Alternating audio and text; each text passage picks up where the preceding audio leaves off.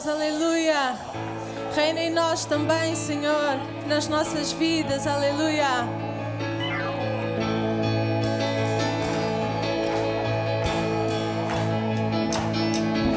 Não há outra rocha, nem há Deus como o nosso. Não há outro nome digno do nosso louvor. Ele é a rocha da salvação, provou sempre a nós verdadeiro e fiel. Não há outra rocha, nem há Deus como o nosso. Não há outra rocha, nem há Deus como o nosso. Não há outro nome digno do nosso louvor. Ele é a rocha da salvação, provou sempre a nós verdadeiro e fiel. Não há outra rocha, nem há Deus como o nosso. Rocha eterna, rocha eterna. A rocha é Jesus, rocha eterna. A rocha é Jesus, rocha eterna. A rocha é Jesus. Não há outra rocha, nem há Deus como o nosso. Não há outra rocha, nem há Deus como o nosso. Não há outro nome digno do nosso louvor. Ele é a rocha da salvação, provou sempre a nós verdadeiro e fiel. Não há outra rocha, nem há Deus como o nosso. Rocha eterna, rocha eterna. A rocha é Jesus, rocha eterna. A rocha é Jesus, rocha eterna. A rocha é Jesus. Não há outra rocha, nem há Deus como o nosso. Rocha eterna, rocha eterna. A rocha é Jesus, rocha eterna. A rocha é Jesus, rocha eterna. A rocha é Jesus. Não há outra rocha, nem há Deus como o nosso. Não há outra rocha, nem há Deus como o nosso. Não há outra rocha, nem há Deus como o nosso.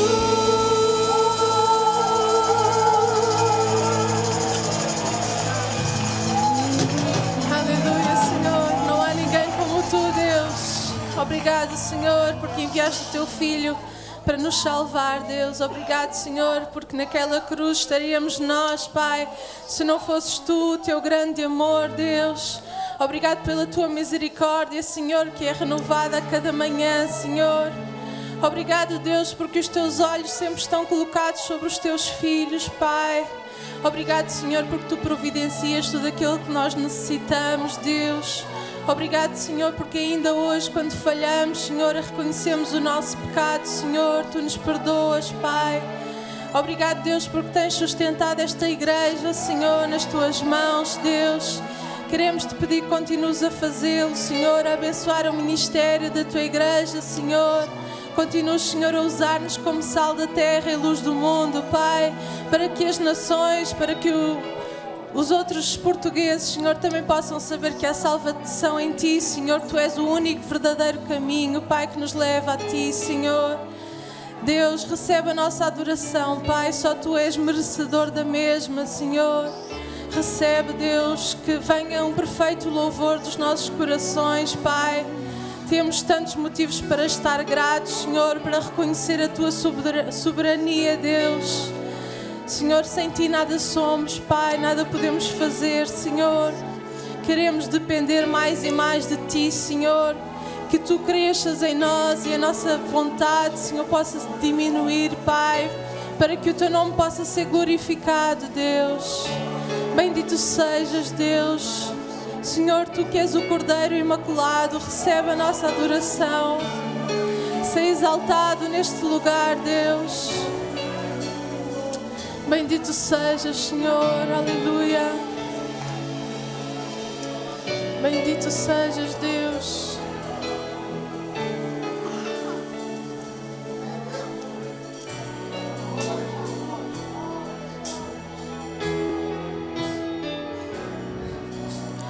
Sei que os teus olhos, sempre atentos, permanecem em mim, e os teus ouvidos estão sensíveis para ouvir meu clamor. Posso até chorar,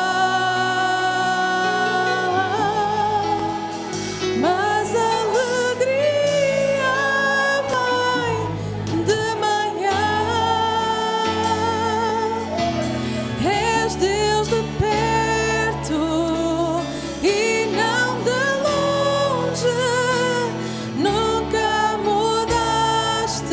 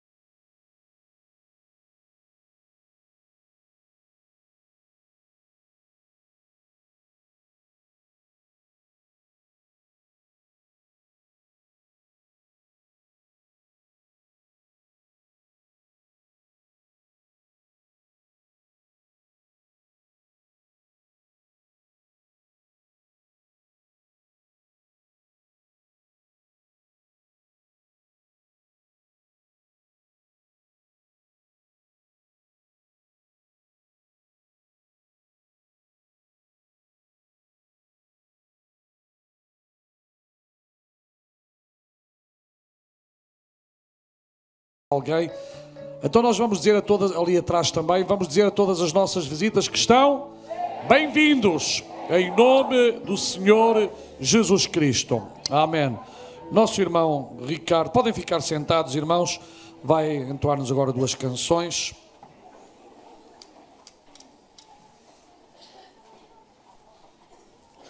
Bom dia a todos.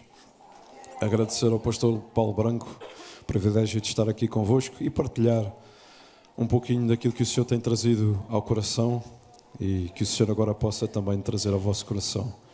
Glória a Deus. Podemos fechar os nossos olhos e aqui estamos na sua presença, em espírito e em verdade, tal e qual como somos. Aleluia.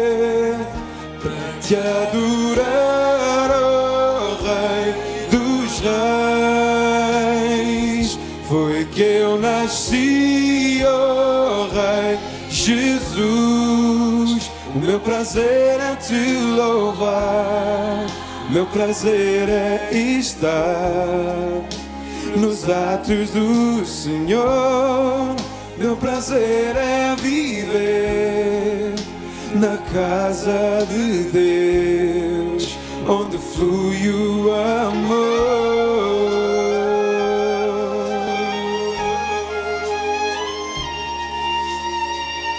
Teu amor, Jesus, flui o teu amor.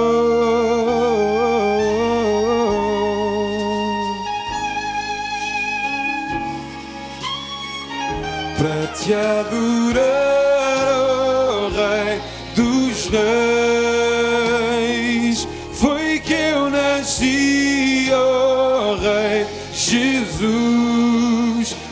prazer é te louvar, meu prazer é estar nos átrios do Senhor. Meu prazer é viver na casa de Deus, onde flui o amor.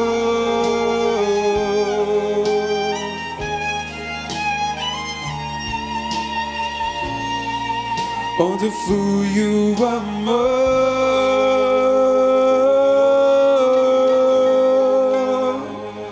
teu amor, Jesus. Glórias a Deus, aleluias. Graças a Deus. E um dos hinos clássicos que nos tem acompanhado é aquele que diz: a alegria está no coração de quem conhece ao Senhor. Podemos ficar de pé e cantar com alegria? Aleluia.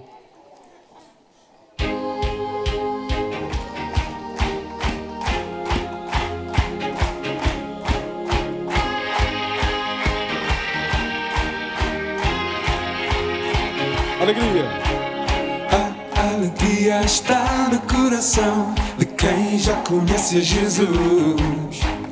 A verdadeira paz só tem aquele que já conhece a Jesus.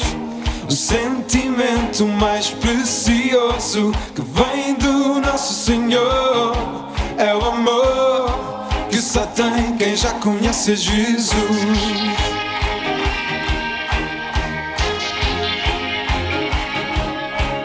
A alegria está no coração de quem já conhece a Jesus. A verdadeira paz só tem aquele que já conhece a Jesus. O sentimento mais precioso que vem do nosso Senhor é o amor que só tem quem já conhece a Jesus. Aleluia. Aleluia, aleluia, aleluia, aleluia, aleluia, aleluia, aleluia. O sentimento mais precioso que vem do nosso Senhor é o amor que só tem quem já conhece a Jesus. Jesus, Jesus.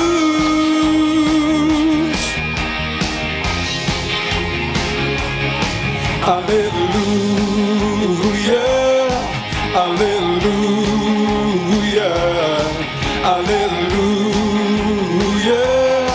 aleluia, aleluia, aleluia, aleluia, aleluia. O sentimento mais precioso que vem do nosso Senhor é o amor que só tem quem já conhece Jesus. O amor que só tem quem já conhece Jesus.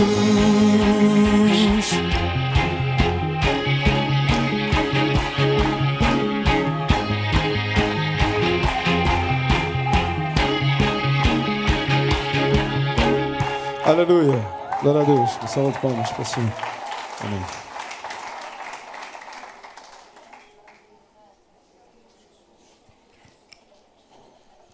Os irmãos têm a bondade de sentar.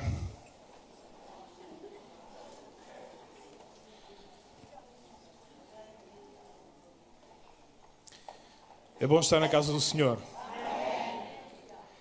É bom usufruir deste amor e desta graça e da glória notória do Senhor no nosso meio. Amém.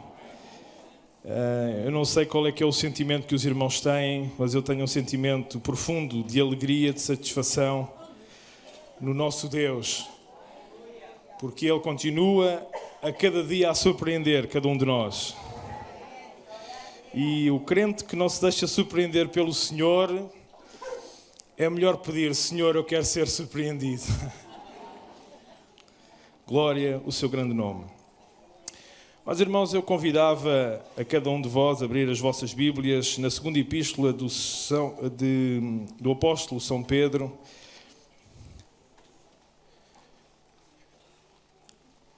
Segunda epístola de Pedro. E nós vamos ler desde o versículo 13 até o versículo 11. E nesta manhã, meus irmãos, juntamente convosco, e deixar que o Espírito Santo fale à nossa vida e fale ao nosso coração, gostaria de meditar acerca de alguma coisa que deve ser essencial para cada um de nós: o nosso crescimento espiritual. 3 irmãos concordam com isto e eu fico contente por eles. Glória ao nome do Senhor. Diz assim a palavra do Senhor, segunda epístola de Pedro, capítulo 1, a começar no versículo 3. Visto como o seu divino poder nos deu tudo o que diz respeito à vida e piedade, pelo conhecimento daquele que nos chamou por sua glória e virtude, pelas quais ele nos tem dado grandíssimas e preciosas promessas, para que por elas fiqueis participantes da natureza divina, havendo escapado da corrupção do mundo que pela concupiscência há no mundo. E vós também, pondo nisto mesmo toda a diligência, acrescentai à vossa fé a virtude, e à virtude a ciência, e à ciência a temperança, e à temperança paciência, e à paciência piedade, e à piedade amor fraternal, e ao amor fraternal caridade. Porque se em vós houver e abundarem estas coisas, não vos deixarão ociosos nem estéreis no conhecimento de nosso Senhor Jesus Cristo. Pois aquele em quem não há estas coisas é cego, nada vendo ao longe, havendo-se esquecido da purificação dos seus antigos pecados. Portanto, irmãos, procurai fazer cada vez mais firme a vossa vocação e eleição, porque fazendo isto nunca jamais tropeçareis, porque assim vos será amplamente concedida a entrada no reino eterno de nosso Senhor e Salvador Jesus Cristo. Amém. Só por si o texto consola o nosso coração. E não precisava de palavras de um mero homem para ele poder falar alguma coisa. Mas eu gostaria que o Espírito Santo nos pudesse ajudar nesta manhã a entender aquilo que ele quer que nós entendamos, para que quando sairmos daqui, amados irmãos, saiamos de forma diferente, mas para melhor. Amém. Amados irmãos, não faz sentido nós irmos à casa do Senhor para sermos iguais, não é? Muito menos ser pior. Quando nós vimos à casa do Senhor, amados irmãos, e estamos na presença dEle, estamos na presença uns dos outros. É para quando saímos daqui, sairmos mais cheios da presença dEle, mais repletos de quem Ele é e mais convictos daquilo que nós somos também. Mas, amados irmãos, abordando este tema que eu falei já há pouco, eu gostava de falar novamente naquilo que sempre se fala em todo lugar, na crise. Alguns dos irmãos estão a dizer outra vez isso, não. Mas, amados irmãos, não é da crise efêmera que está por aí. Eu digo efêmera, amados irmãos, porque mais tarde ou mais cedo ela vai passar. Se ela não passar, passamos nós, não é? E ela vai cá ficar e nós seguimos o nosso. Os irmãos sabem, há uma série de pessoas que não estão preocupadas nada com isso, não é? São aquelas que estão lá no cemitério, elas não se importam nada com a crise, não têm problema nenhuma com ela. Mas, amados irmãos, esta crise que eu gostaria que nós pensássemos é uma crise que tem lugar ou pode ter lugar no nosso interior. E é uma crise, se ela se instalar, ela pode ter repercussões por toda a eternidade. E, amados irmãos, é em relação a esta que nós devemos estar atentos. Devemos estar cientes de que ela pode acontecer. Nós sabemos que cada um de nós, quando chegou a este mundo, estava dotado da capacidade de desenvolvimento. E nós esperamos que os nossos filhos, quando nascem, eles se desenvolvam e pelo menos nos meus é notório isso. O meu David aqui um bocadinho está a passar a minha estatura, não é? Está a ficar com as costas cada vez mais largas, mas ele sabe quem é o pai dele, não é? Não é o físico. Mas, amados irmãos, nós sabemos deste processo. Nós iniciamos num lugar e sabemos que, mais tarde ou mais cedo, nós vamos terminar noutro lugar. E estes dois lugares, para nós, são as coisas mais absolutas que nós temos na nossa vida física. Nós tivemos um início e, mais tarde ou mais cedo, esse absoluto que nos espera, ele vai acontecer também. Que é nós deixarmos de existir nesta forma como nós estamos. Mas, amados irmãos, eu gostava que nós extrapolássemos esta ideia para a nossa vida espiritual. E pensássemos que na nossa vida espiritual também há dois absolutos que nós temos que ponderar. Mas, ao contrário da situação física, que nós podemos ou não influenciar, mas de uma forma ou de outra nós sempre vamos nos desenvolver. Claro, se não tomarmos os nutrientes necessários, nós vamos adoecer e não vamos chegar, ou vamos chegar mais rapidamente ao outro absoluto, se não cuidarmos de nós. Mas, amados irmãos, no que diz respeito ao nosso desenvolvimento espiritual, cada um de nós que está aqui, e quer dizer mesmo cada um de nós, conheça o Senhor Jesus, ou ande com Ele, ou não ande, e aqueles que estão aqui no nosso meio, que ainda não caminham com o Senhor, deixe-me dizer, não saia daqui sem iniciar essa caminhada com Ele. E iniciar este desenvolvimento. Mas, amados irmãos, neste nosso desenvolvimento espiritual, cada um de nós que aqui está tem uma palavra a dizer. Tem uma função a desempenhar nesse desenvolvimento. E, amados irmãos, é escusado algum de nós dizer, eu não tenho nada a ver com isso, Deus que faça, Deus que faça lá o trabalho, porque eu não tenho nada a ver com o assunto. Mas, irmãos, talvez nós não digamos isto com esta expressão, exteriorizemos desta forma, mas às vezes o nosso comportamento diante do Senhor revela esta situação. Não queremos saber. Mas, amados irmãos, Deus quer que cada um de nós seja responsável e que determine na sua vida, eu quero crescer. Eu não quero ficar um bebé espiritual. Eu quero crescer, quero me tornar num adulto espiritual. Quero chegar à estatura que Deus tem determinado para mim. Mas, irmãos, esta deve ser uma ambição, uma santa ambição que cada um de nós deve ter. Mas, irmãos, todos podem orientar o seu progresso na vida espiritual.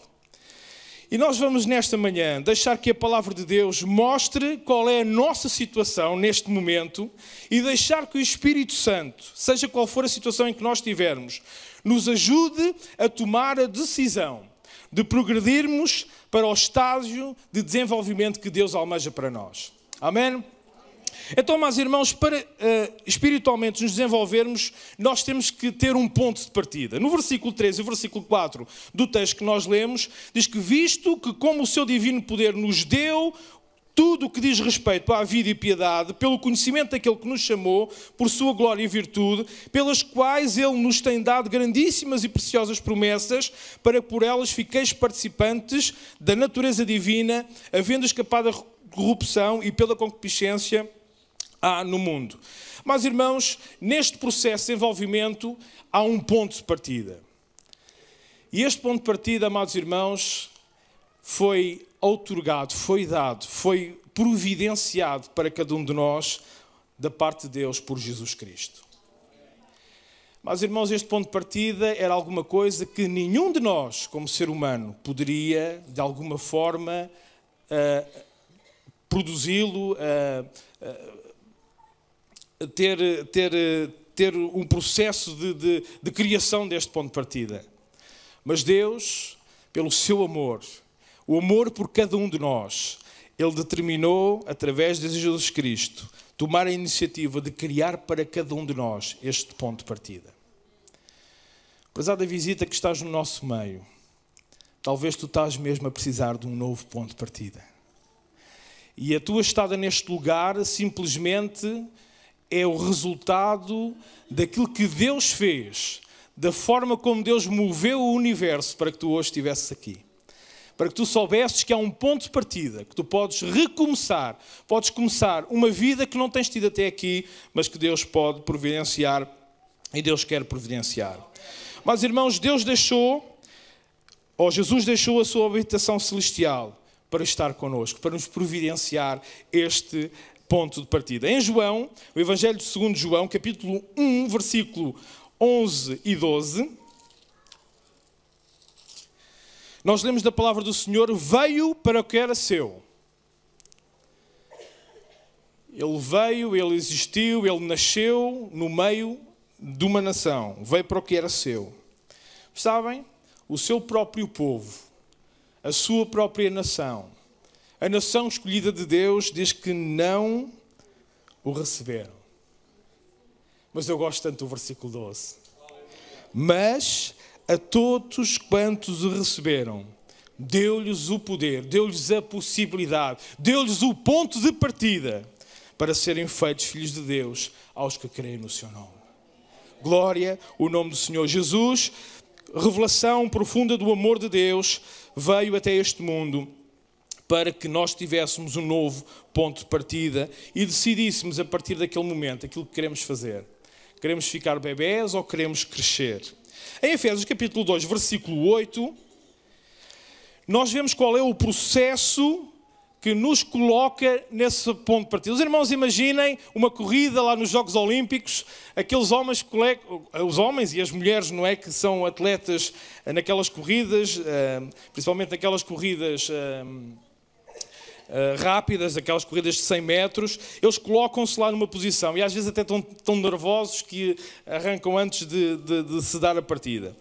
Mas, amados irmãos, em Efésios capítulo 2, versículo 8, um versículo muito conhecido, um versículo que nós devemos ter bem ciente na nossa mente e bem decorado, diz que pela graça sois salvos, mediante a fé. E isto não vem de vós, é dom de Deus. Mas, irmãos, é verdade que a nossa posição, o nosso tomar de posição neste ponto de partida, tem alguma coisa que é necessário que nós façamos, que é nós depositarmos fé. Mas, amados irmãos, percebemos ao longo da leitura e no final da leitura deste versículo que este ponto de partida é um dom de Deus. Deus concedeu-nos. Apesar da visita, Deus concedeu esse novo ponto de partida para ti. Não saias daqui sem te colocares na posição de iniciares uma nova etapa na tua vida. Voltando ao nosso texto, versículo 3, no final do versículo 3, diz que pelo conhecimento daquele que nos chamou por sua glória e virtude. Quando o Senhor Jesus se revelou a cada um de nós, quando o Senhor Jesus se revelou e nós percebemos quem Ele era, quando alguém nos falou, quando nós entendemos quem era esta pessoa, não era uma pessoa histórica, não era uma pessoa meramente religiosa, não era simplesmente um líder que iniciou uma religião, mas era o Salvador do mundo, aquele que Deus enviou para que todos nós pudéssemos ter acesso novamente a Deus. Sabe? Por duas razões o Senhor nos atraiu a Ele. E nós vemos neste final de versículo, tão maravilhosamente, que nos chamou por sua glória e por sua virtude. Jesus chama assim os homens pela sua excelência moral. Quando nós olhamos para o Senhor, dizemos assim: é isto que o homem tem que ser. É desta forma que o homem tem que ser. É desta forma que o homem tem que viver. É só desta forma que o homem poderá ser completo, poderá ser verdadeiramente um homem. Mas também pelo impacto total da sua própria pessoa em nós. Ele é um Deus amoroso.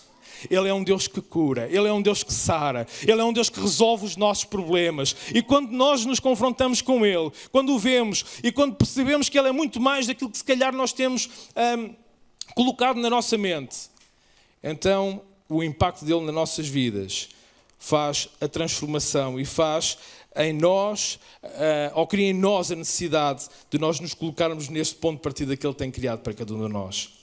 Mas a nossa posição atual advém da forma como nós assimilamos ou rejeitamos conhecê-lo. Temos essa possibilidade. Quando Ele se apresenta a nós, como este Deus que veio da parte do céu, como este Salvador que veio do coração de Deus, que veio do amor de Deus para salvar cada um de nós. Nós temos a possibilidade de querer conhecê-lo ou não querer conhecê-lo.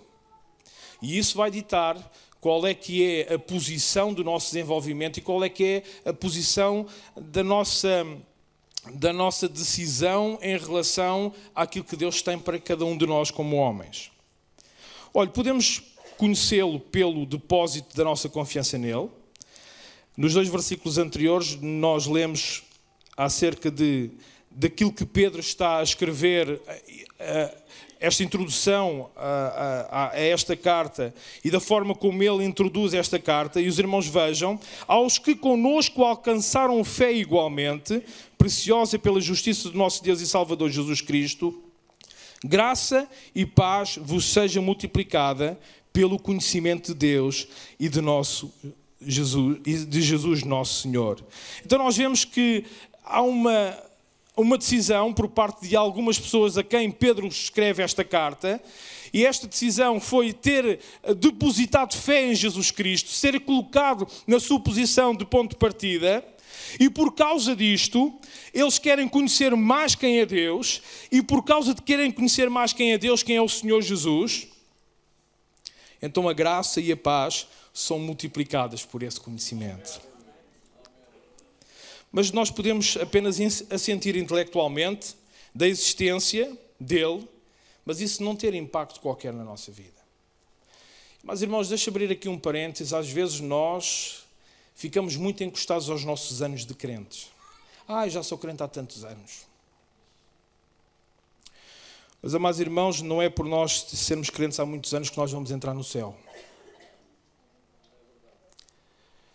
Eu estremeço quando, na parábola das 10 virgens, quando vão bater à porta, o noivo diz: não vos conheço. Não sei quem é que são. E elas estavam na mesma condição inicial do que as outras que entraram. Mas, amados irmãos, que nós possamos não só dizer: Jesus é o Senhor, Jesus é o Salvador, só aqui da nossa mente, mas que Ele possa ser, na verdade, na nossa vivência, esse Senhor. Em Tiago capítulo 2, versículo 9, Tiago capítulo 2, versículo 9,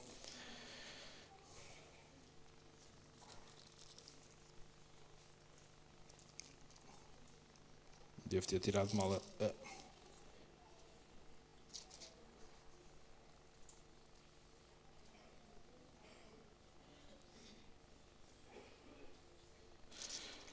Irmãos, perdoem, não é 9, mas é 19.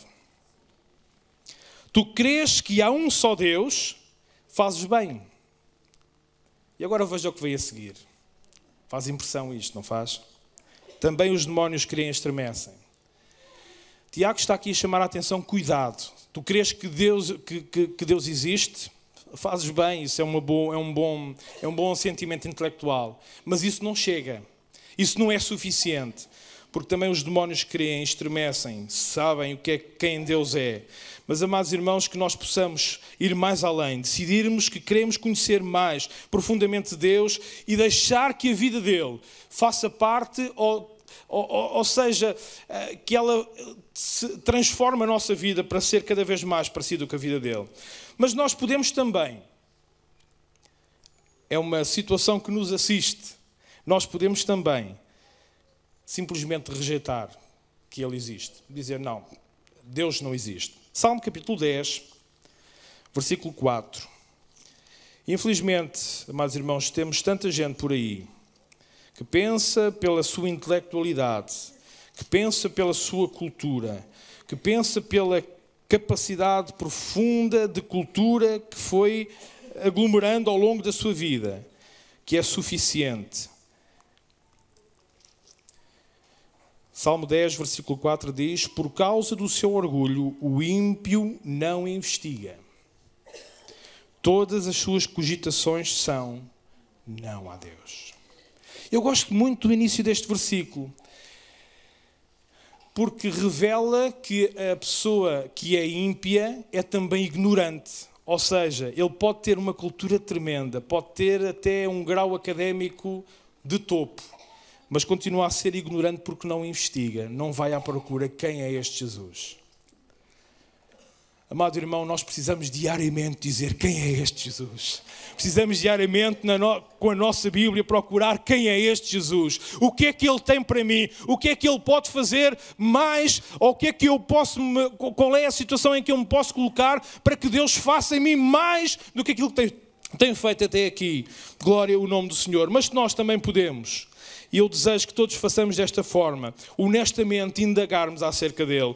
Em João, no Evangelho segundo João, capítulo 1, nós temos uma situação muito interessante.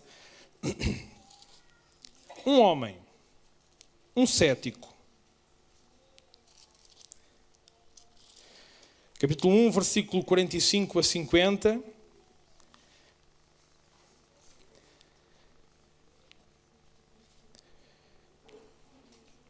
Filipe achou Natanael e disse-lhe: havemos achado aquele de quem Moisés escreveu na lei e os profetas, Jesus de Nazaré, filho de José. Aqui nós já vemos que Filipe foi um daqueles que foi investigar.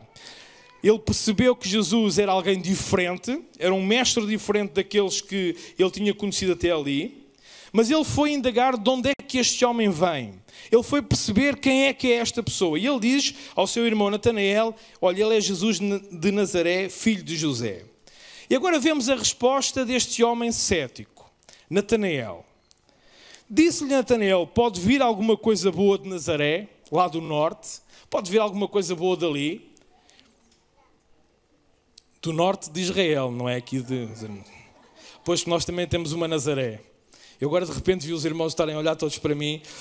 Disse-lhe Filipe: vem e vê. Foi um bom conselho. Disse Filipe a Natanael: olha, anda lá tu e investiga tu por ti próprio. Mas, irmão, nós precisamos de investigar por nós próprios. É bom nós ouvirmos as pregações, os estudos bíblicos que o nosso pastor dá. É bom nós aprendermos da palavra de Deus através daqueles que pregam a palavra. Mas, amados irmãos, nós não devemos ficar só a comer pela colher do nosso pastor. Devemos querer a nossa colher e começarmos a comer também com ela. Mesmo que seja aquela colher que é assim meia torta, eu nunca percebi para que é que aquilo funciona, para os bebés, porque eles nunca acertam com aquilo, não é? Mas mesmo que seja essa, seja uma colher nossa. Depois nós vamos passar para as outras colheres, e eu desejo que cada um de nós possa depois até comer a sopa com a própria concha da sopa, não é? Espiritualmente falando, obviamente. Jesus viu Natanael vir ter com ele e disse-lhe: eis aqui um verdadeiro israelita em quem não há dolo. Ou seja, este homem estava a indagar, não estava a indagar por rebeldia, ele estava mesmo num sentido de investigação. Epá, eu sei que de Nazaré não vem nada de bom, aquilo é uma terra assim meio esquisita, uma terra de pescadores, aquilo é assim um bocado esquisito. Disse-lhe Natanael: de onde me conheces tu? Jesus respondeu e disse-lhe: antes que Filipe te chamasse, eu te vi, estando tu debaixo da figueira. E agora vejam a mudança de Natanael. Natanael respondeu e disse-lhe: Rabi, que quer dizer mestre, tu és o Filho de Deus, tu és o Rei de Israel. Jesus respondeu e disse-lhe: porque te disse, vi-te debaixo da figueira, crês? Coisas maiores do que estas verás. Natanael, isto é só o princípio. Humberto, isto é só o princípio, porque o que eu quero é que tu vejas coisas muito maiores do que essas, do que aquelas que tens visto. A nossa salvação é a melhor coisa que nos aconteceu, amados irmãos, mas é simplesmente o ponto de partida, porque coisas muito maiores há para cada um de nós. Mas, irmãos, e nós devemos almejar isto, não ficarmos ali raquíticos, bebezinhos, mas sermos crentes desenvolvidos. Pela ação de o conhecermos, somos capacitados para o desenvolvimento. No versículo 3 e 4 do nosso texto, que nós temos como base, nós percebemos que pela ação de nós conhecermos, prosseguirmos em conhecermos ao Senhor, nós ganhamos a possibilidade, a capacidade, o potencial de desenvolvimento. Deus não nos dará tudo o que talvez nós vamos querer. E aqui é muito importante, porque isto faz parte do nosso desenvolvimento. Sabem, às vezes nós chegamos ao pé do Senhor e dizemos: Senhor, eu quero isto, porque se tu me deres isto, Senhor, eu vou fazer tanta coisa para ti. E o Senhor não dá. O meu Josias é o miúdo mais desenrascado que eu já vi até o dia de hoje. E às vezes ele vem: pai, dá-me aí uma faca para eu ir cortar queijo. E eu não lhe dou a faca. Eu gosto muito de ver essa iniciativa dele, mas não lhe vou dar a faca porque ele vai cortar as mãos. Porque ainda não tem capacidade para lidar com aquilo. Mas, irmãos, às vezes nós pedimos coisas a Deus e Deus não dá. Não dá porque Ele sabe o que é o melhor para nós. Mas sabe, muitas vezes quando Deus não dá, nós ficamos amuados. E vamos para o canto e dizemos: olha, o Senhor já não me ama. Afinal, Deus dá tudo, mas não dá nada. E ficamos todos irritados. E sabe o que é que acontece durante esse período de tempo? Nós não nos desenvolvemos. E alguns de nós até definhamos. Mas, amados irmãos, Deus talvez não nos dará tudo aquilo que nós queiramos. Mas Ele sempre irá dar tudo o que precisamos para a vida e para a piedade. 1 Tessalonicenses, capítulo 4, versículos 7 e 8.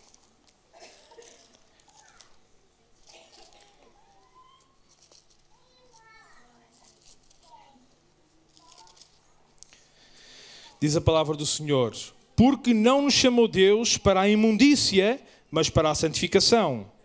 Portanto, quem despreza isto, não despreza o homem, mas sim a Deus, que nos deu também o seu Espírito Santo. Deus chamou-nos com um propósito, e esse propósito é a santificação. Não nos chamou para nós sermos as mesmas pessoas, só dizermos que temos o rótulo de crentes e continuamos da mesma forma. Deus chamou-nos para nós nos desenvolvermos, para cada vez mais nós sermos santos como Ele é santo.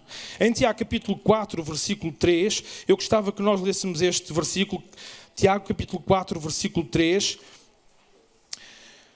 Pedis e não recebeis, porque pedis mal para o gastares em vossos deleites. Ó Senhor, dá-me aquele carro topo de gama. E o Senhor não dá. Eu acredito que Ele pode dar. Mas Ele não dá. Porque nós não temos ainda a desenvoltura suficiente, nem a carteira suficiente para alimentar aquele carro. Então Deus não dá. Porque Ele nos ama. Amados irmãos, que nós possamos deixar que Ele nos dê aquilo que Ele quer dar para que nós nos desenvolvamos.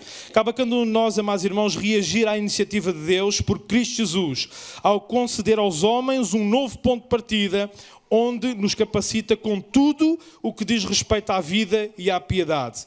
Cristo atrai os homens, o seu poder capacita-os a corresponder às promessas que são dadas, as quais podemos entender como possibilidades de participarmos da sua excelência moral nesta vida e na sua glória na vida futura.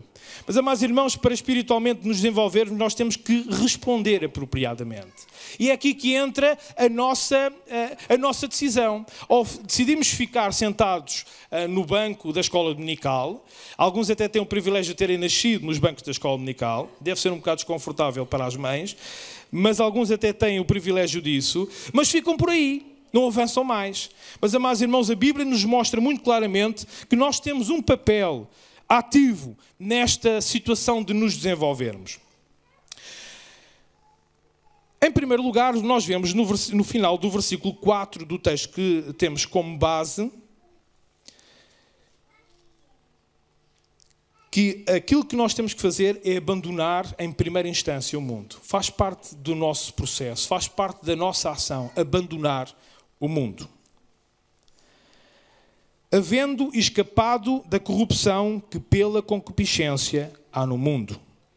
Em 1 João, capítulo 2, versículo 15 a 17, nós lemos: não ameis o mundo, nem o que no mundo há.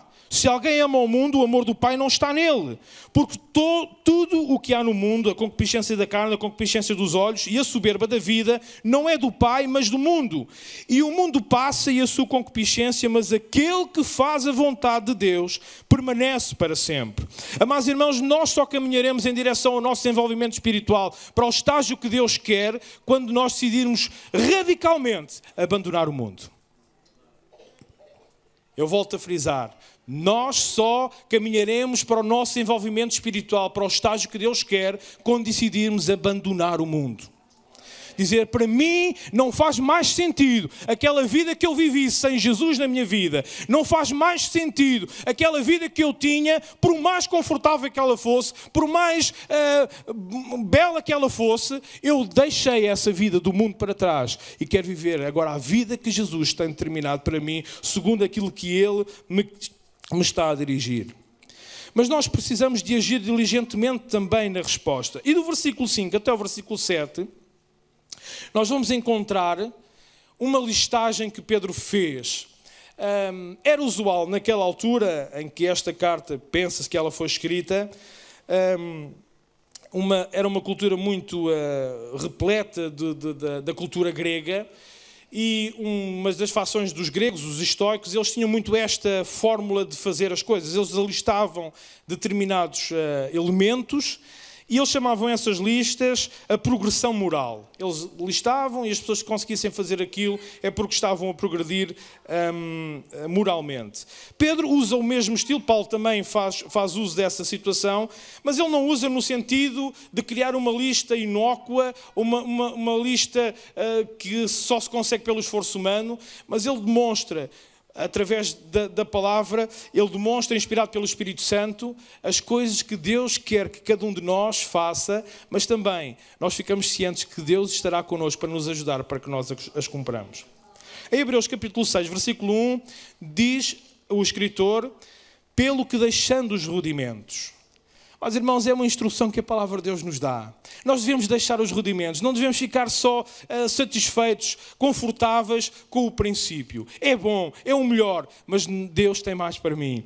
Deus tem mais para cada um de vocês. Ele disse a Natanael, tu ficas admirado com isto? Coisas grandes verás daqui para a frente. Pedro usa aqui uma palavra, que é a palavra acrescentar. E vós também, pondo nisto a mesma diligência, acrescentai. E, ao lermos esta palavra acrescentar, depreendemos uma ação progressiva e continuada. No entanto, e isto é interessante, eu não sou nenhum perito em grego, nem coisa parecida, mas no original, ele usa uma palavra que foi traduzida por acrescentar, que vai um pouco mais longe na sua definição. Ela dá a ideia também de associação. Há coisas, ela é progressiva, mas ela é progressiva por associação. Há coisas que nós vamos acrescentando, umas a seguir às outras. Mas esta palavra também traz uma metáfora muito interessante. Na antiga Grécia, havia uns festivais de drama. Eles eram profícuos nessa arte do teatro. E nestas companhias de teatro havia sempre uns homens que eram chamados coregos. Eram chamados coregos porque eles eram os homens que financiavam os corais. Por isso é que eles tinham este nome. Eles financiavam os corais. E às vezes esta atividade, porque havia várias companhias de teatro, estas atividades tornavam-se extremamente dispendiosas. Mas porque eles queriam que o seu grupo de teatro fosse muito melhor do que o outro que ia competir com eles, então eles estavam dispostos às vezes a gastar avultadas quantias para que esses grupos corais fossem da melhor forma ensaiados e tivessem os melhores equipamentos para que quando apresentassem os dramas fosse muito melhor do que os outros. E por causa desta situação, esta palavra que Pedro vai usar está imbuída deste sentimento, ou seja, a palavra que ele diz acrescentar faz lembrar esta situação, ou seja, era alguma atividade dispendiosa e sacrificial. Então, meus irmãos, na nossa vida espiritual e no nosso crescimento com o Senhor, é preciso nós nos esforçarmos e às vezes até nos sacrificarmos. Então Pedro começa a listar as situações que é necessário que cada um de nós tenha. E, amados irmãos, é importante que cada um de nós seja ciente delas e que deixe que o Espírito Santo toque no nosso coração. Mas, irmãos, não estamos aqui para nos equiparar uns aos outros. Estamos todos no mesmo nível. Mas perante a palavra de Deus, nós temos que dizer: Senhor, eu tenho necessidade disto em mim. Quando eu estava a estudar a palavra de Deus, amados irmãos, houve aqui situações que eu disse ao Senhor: estou tão aquém. Mas, amados irmãos, o primeiro elemento que ele coloca na lista é a fé. Fé é a nossa resposta à sua disposição graciosa para nos receber e é a base onde todos os outros elementos se vão fundar. Amados irmãos, em Hebreus capítulo 11, versículo 6, diz que, ora, sem fé é impossível agradar-lhe, porque é necessário que aquele que se aproxima de Deus creia que Ele existe e que é galardoador dos que o buscam.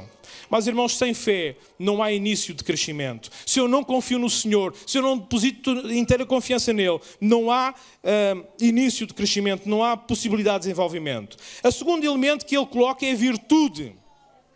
A palavra que Pedro usa para definir a primeira qualidade que brota da fé cristã é rara na escrita bíblica neotestamentária, mas era muito conhecida na literatura não cristã daquele tempo e significava a excelência. Mas a excelência no sentido de determinar que algumas coisas tinham uma função. E a excelência dessas coisas era cumprir com a função que elas tinham. Ou seja, uma faca, a excelência dela é cortar. Os irmãos entendem? É esta a ideia. Mas, irmãos, a vida de um homem que tem Cristo tem o seu uso apropriado quando reflete nas várias vertentes da sua vida o caráter atraente de Cristo. Mas, irmãos, o nosso desenvolvimento deve ser neste ponto. Eu devo, no meu desenvolvimento, criar atração a Cristo. A minha vida deve ser de tal maneira vivida que aqueles que não conhecem o Senhor Jesus se sintam atraídos pelo Senhor, porque olham para mim e veem Jesus, a vida de Jesus em mim. Em 2 Coríntios capítulo 3, versículo 18, mas todos nós, com cara descoberta, refletindo como um espelho a glória do Senhor, somos transformados de glória em glória, na mesma imagem, como pelo Espírito do Senhor. O terceiro elemento é domínio próprio. Não é simplesmente controlar as paixões, ao invés de elas nos serem controladas. Este domínio próprio, amados irmãos, tem que ir mais além. Este domínio próprio não é o ter força de vontade. Eu tenho uma força de vontade, eu consigo resistir. Eu era fumador e agora consigo resistir e já não fumo. Eu era beberrão e agora eu consigo resistir e já não bebo. Não é isto. O nosso domínio próprio tem que ir um pouco mais além. É eu depender inteiramente da vontade de Cristo na minha vida. Eu não faço isto porque o Senhor não quer que eu faça. Eu faço isto porque o Senhor quer que eu faça, porque esta é a vontade dEle.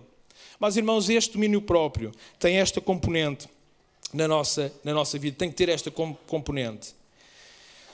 Em Tiago capítulo 4, versículo 7 diz: sujeitai-vos, pois, a Deus e resistiu ao diabo, e Ele fugirá de vós. Este é o nosso domínio próprio. Vem a tentação. Senhor, eu quero me sujeitar a Ti. E sabe, o diabo, quando vê isso, vai-se embora, foge de nós. O quarto elemento que está aí é perseverança.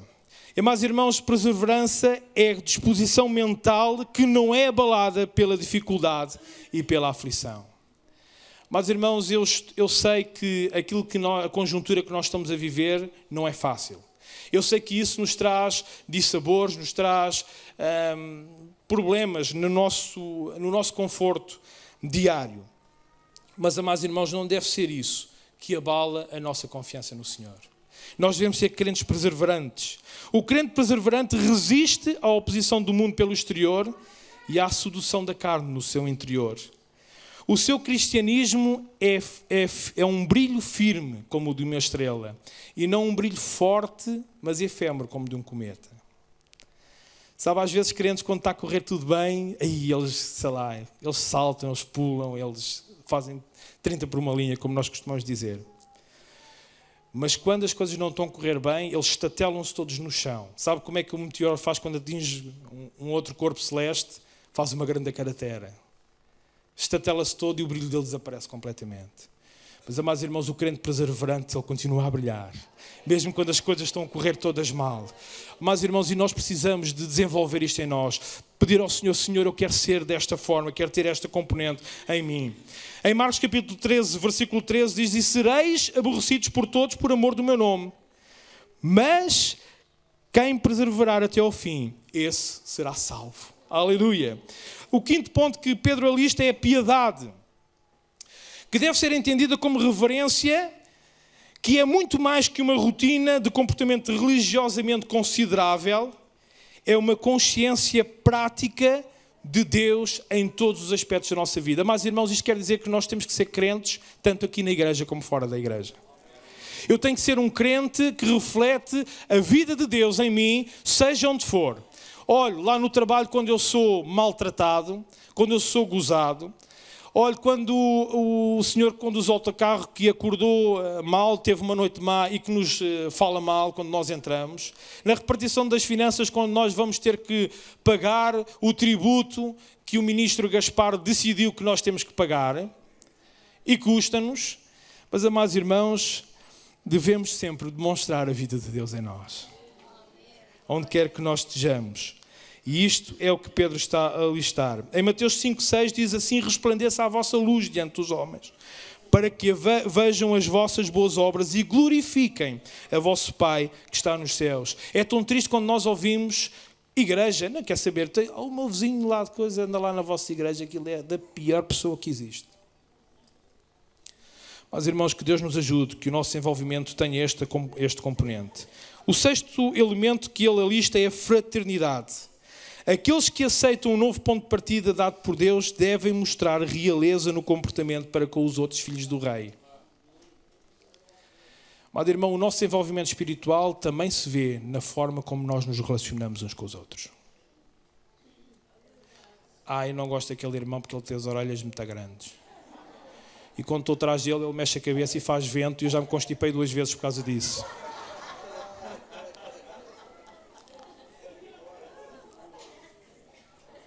É um filho do rei também.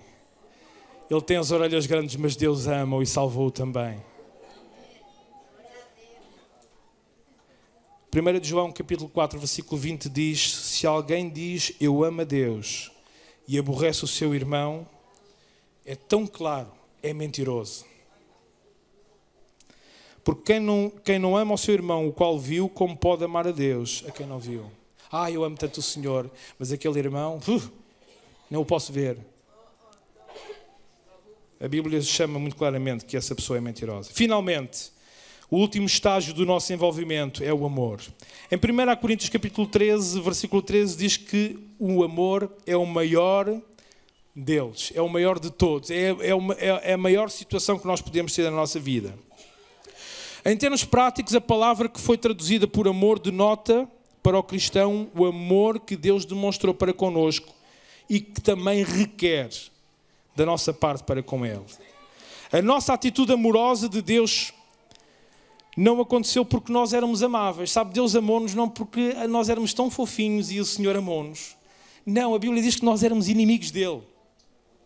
Que nós não queríamos nada com Ele. Tínhamos criado inimizade com Ele, mas Deus amou-nos. E sabe, é este amor que Deus quer que nós também desenvolvamos em relação aos outros. Mas muito mais facilmente podemos desenvolver em relação a Ele. Porque devemos amá-lo, porque Ele nos amou primeiro.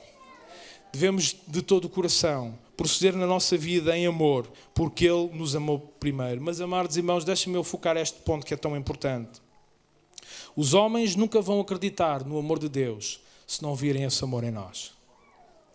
É escusado nós dizermos, Deus é amor, e depois não revelarmos na nossa ação, na nossa vida, esse amor de Deus.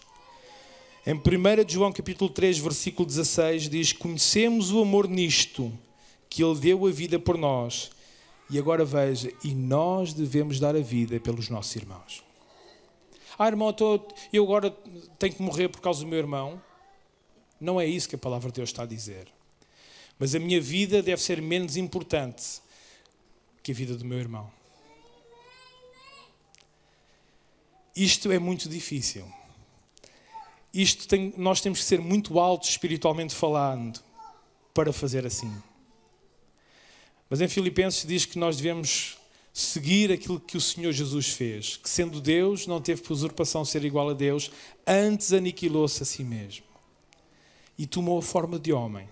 Baixou ao nível pequenino de cada um de nós. E esse deve ser o mesmo sentimento que considerar os outros superiores a mim mesmo. Mas, irmãos, se nós conseguirmos fazer isto, se tu consegues fazer isto na tua vida, então tu és um gigante espiritual. Mas, amados irmãos, não importa que estágio é que nós estamos. No versículo 9 e versículo 8, ou versículo 8 e versículo 9, nós vemos duas situações. Vemos o versículo 9, que são as pessoas que não têm isto na sua vida. E a Bíblia diz muito claramente que quem não tem estas coisas é cego. Ou seja, deixou de ver as coisas espirituais. Está só adido às coisas terrestres. Os irmãos lembram-se da história daquele jovem que foi ter com Jesus. Era um religioso de primeira água. Ele cumpria os mandamentos desde a mocidade dele. Mas quando o Senhor Jesus disse, olha, falta-te uma coisa, vai, vende tudo quanto tens, dá aos pobres e depois segue-me. Não é que nós, para seguir o Senhor Jesus, temos que fazer isto. Mas o Senhor Jesus sabia que o coração daquele homem estava depositado nas riquezas que ele tinha. Às vezes, amados irmãos, nós fazemos tudo até que toque no ponto em que nós temos acima de Deus. E aí já não queremos fazer mais. Mas, amados irmãos, que Deus nos ajude a ter estes elementos na lista do nosso crescimento. E não sermos pessoas cegas que não veem aquilo que Deus está a fazer. Devemos ser pessoas que têm estes elementos alistados na sua vida. Quem é assim é um crente frutífero. E no Salmo 1, versículo 1 e 2, vamos ver qual é as características deste crente. E eu estou mesmo a terminar. Quando o pregador diz isto, ainda é mais meia hora. Salmo 1. Diz a palavra do Senhor. Bem-aventurado o varão que não anda segundo o conselho dos ímpios, nem se detém no caminho dos pecadores. Este varão já deixou o mundo para trás. Nem se assenta na roda dos escarnecedores. Antes tem prazer na lei do Senhor e na sua lei medita de dia e de noite. Quer conhecer cada vez mais o Senhor. E agora veja quais são as características dele. Pois será como a árvore plantada junto a ribeiras de águas, a qual dá o seu fruto na estação própria e cujas folhas não caem. E tudo quanto fizer, prosperará. Agora, amado irmão, veja comigo lá no texto que temos por base em 2 Pedro. Portanto, irmãos, procurai fazer cada vez mais firme a vossa vocação. Procurai cada vez ser mais crescidinhos. Cada vez mais fortes na vossa vida espiritual. Porque fazendo isto, que promessa tão maravilhosa, nunca tropeçareis. Mas, irmãos, às vezes nós damos trambolhões, porque ainda não crescemos o suficiente. Enquanto somos crianças, nós damos trambolhões a torto e a direito, porque ainda não temos a noção do espaço, os nossos músculos ainda não reagem da forma como deviam reagir, e então caímos muitas vezes por causa disso. Mas quando nós nos tornamos adultos, às vezes até saltamos de alturas muito complicadas ou fazemos situações que fisicamente são difíceis, mas conseguimos, porque já estamos desenvolvidos. Mas, irmãos, como crentes no Senhor, nós devemos